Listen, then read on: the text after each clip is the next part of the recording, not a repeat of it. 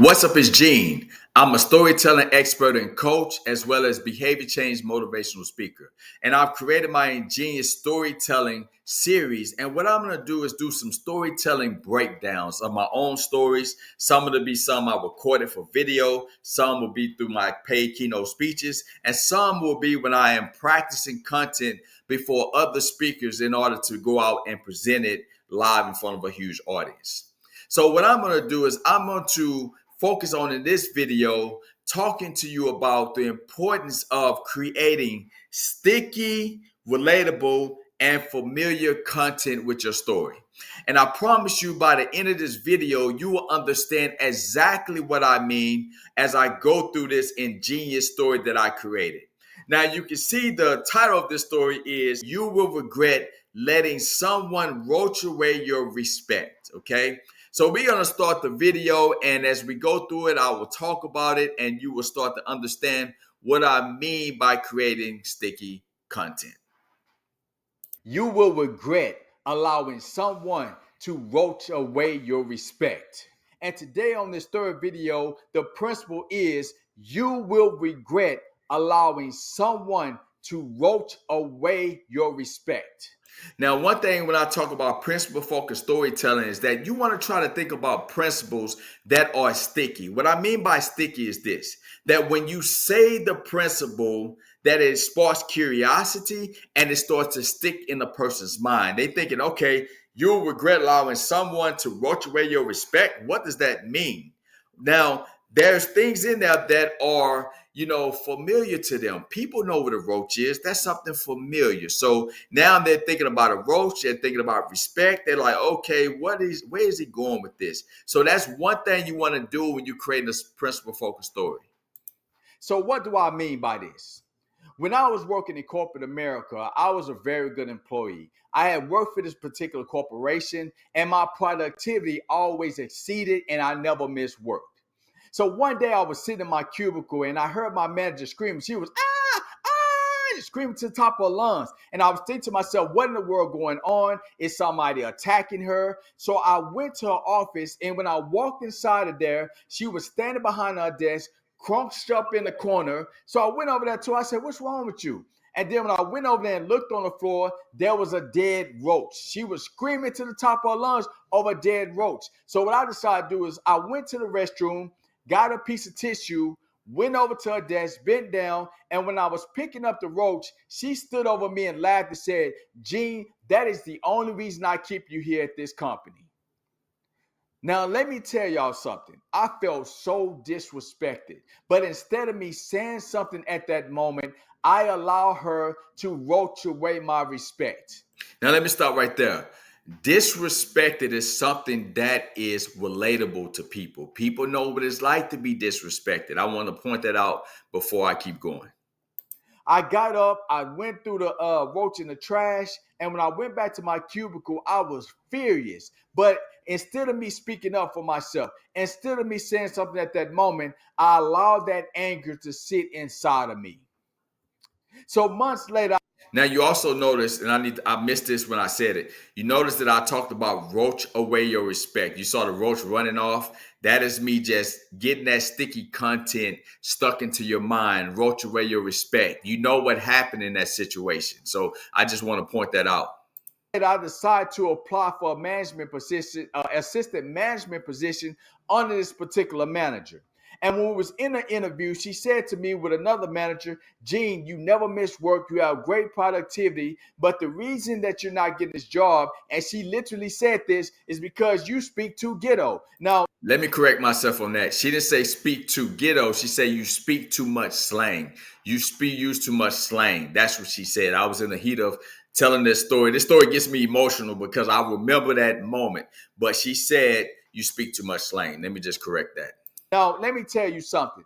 I have a master's degree. I'm just as educated as everybody else. I was working with members. I say, ma'am, I don't speak ghetto. I have a street dialect. If you never heard of one before, that has nothing to do with being ghetto. I passed the same job interviews as everybody else that got this job. So what you're telling me is I'm not getting a job because of my performance. I'm not getting this job because of the way you perceive that I talk. Now you can see in my emotions that I'm telling this story.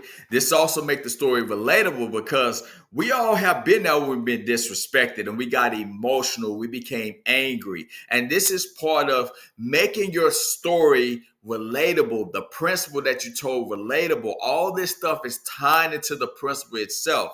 By me coming out talking about, giving the principle saying, the principle of the story when I started out saying that you regret letting someone roach away your respect. You're starting to understand what I'm talking about. Let me keep going.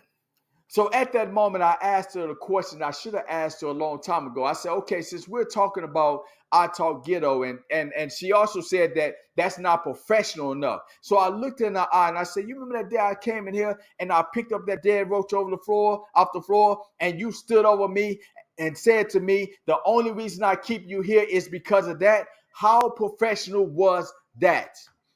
And at that moment, her voice started cracking. She said, oh, I'm so sorry. I was just joking around. I said, I didn't ask you if you're joking. I said, how professional was it?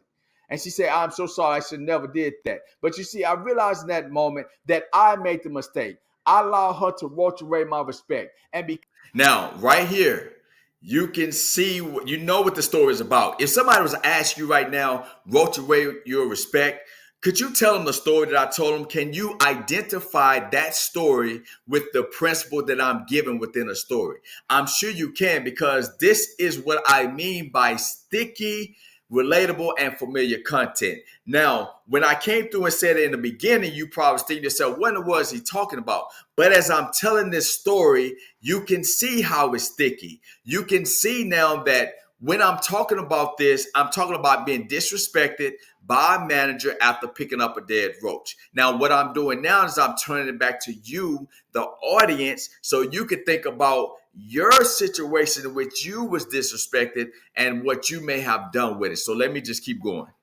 Because of that, she felt like she could talk to me any kind of way. She could say any kind of thing. But when I got my respect back by calling her out, things changed. You see, a lot of y'all out there, you allowing people to roach away your respect. You allowing people to disrespect you as well. You're not standing up for yourself like I did. And because of that, somebody is steady disrespecting you. They're taking advantage of you. And the only way that's going to stop, you have to stop them from roaching away your respect. So I want to encourage you, whoever you out there, if somebody is roaching away your respect, they're doing something disrespectful, to stand up for yourself. Be bold when you stand up, and do not back up for your rights and your self-respect, because you are worthy to be great, you're worthy to be respected, and you deserve not to allow somebody to roach your respect away. All right, that's the end of that story. Now you can understand what I mean by creating sticky and familiar content. Now, when you're creating a principle for your story, you always want to have a principle that sticks in people's minds. Because when you create that sticky, relatable, and familiar principle, it sticks in people's mind. But not only that, the story itself should be written in a way or told in a way that is also in alignment with that principle. So when you're done with that story and you ask somebody, okay, what does this principle mean? They can tell you. Okay, what was the story about? They can tell you, because you did a great job creating that sticky content that allowed that story to stick in those individuals' mind, because the story was familiar and it was relatable. You use something they can be familiar with. Like in my situation, I use a roach. And you use a relatable experience, which was disrespect. And that's what I did in this story. So when you're thinking about your storytelling and you want to create a story that is principle focused, always try to create a principle that sparks curiosity. People think about it like, wow, what does this mean? Because before I told the story and you just heard the principle, which was you will regret letting someone roach away your respect. When you hear that, you like, that makes no sense.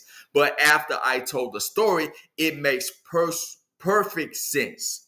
So this is what inGENEious storytelling is all about. Being creative, ingeniously crafting principle-focused stories that allow you to have an impact through authorship, through speaking, or business. This is what I'm talking about. So today we focus on creating sticky, familiar, and relatable content with your story so you can be able to have a lasting impact by having something that sticks in their mind. So when that person walks off, they know what your principle was, they understand what story it was tied to, and it was broken down in a way that was familiar and relatable to them.